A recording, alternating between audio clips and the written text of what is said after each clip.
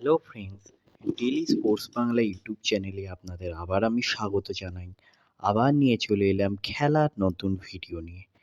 চাপের মুখে দুরন্ত লড়াই, বিদায়ের আগে সেরাটা উজাড় করলেন হিজাজি। নিজের সেরা পারফরমেন্সটা করে গেলেন হিজাজি মাহের।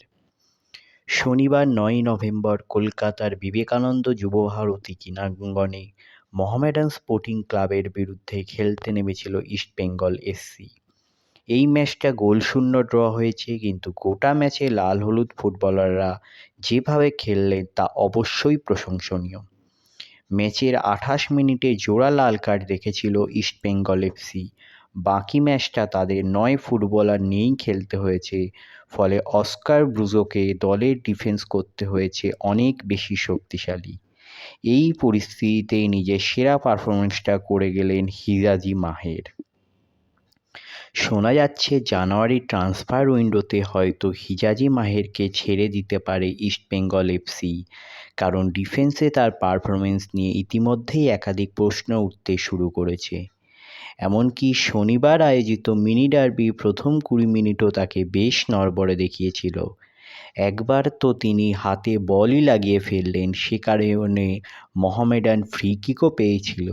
যদিও একেবারে সামনে থেকেও তারা এই সুবর্ণ সুযোগ কাজে লাগাতে পারেনি, কিন্তু ম্যাচের দ্বিতীয়ার্ধে হিজাজি যেভাবে আনোয়ারের সঙ্গে জুটি বাঁধলেন, সেই দুর্ভেদ্য প্রাচীর আর ভাঙতে পারেনি ব্ল্যাক প্যান্থার্সরা।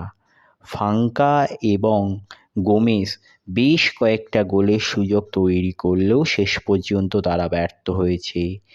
এই পরিস্থিতিতে প্রশ্ন উঠতে শুরু করেছে, হিজাজি মাহেরকে ইস্টবেঙ্গল যদি একান্তই ছেড়ে দেয় তাহলে সেটা কি দলের পক্ষে আদৌ সঠিক সিদ্ধান্ত হবে? কারণ এই ফুটবলারই জর্ডন জাতীয় ফুটবল দলের নিয়মিত সদস্য। তাকে তো আর মুখ দেখার জন্য জাতীয় দলে সুযোগ দেওয়া হয় না, সেই দলের তারকা ফুটবলার তিনি।